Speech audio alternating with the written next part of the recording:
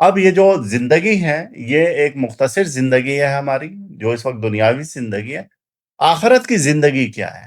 وہ ایک ایسی ابدی زندگی ہے کہ اگر یہاں پر ہم تھوڑا-سا تنگ دستی کے ساتھ وقت گزار لیں گے، لیکن آخرت میں آپ کو وہ انعام و اکرام ملیں گے کہ جس کا تصور نہیں کر سکتے آپ۔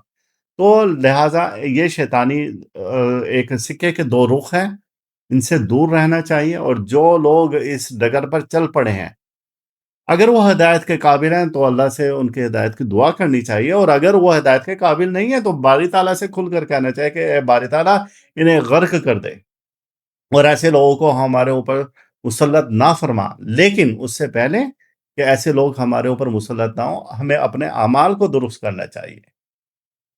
ہمیں ہر وہ کام کرنا چاہیے کہ جس سے رب باری تعالیٰ کی ذات خوش ہو، نہ کہ شیطان خوش ہو۔ تو ہم تو رب باری تعالیٰ کی عبادت کرنے والے ہیں اور اس کے بندوں کے چاہنے والے ہیں۔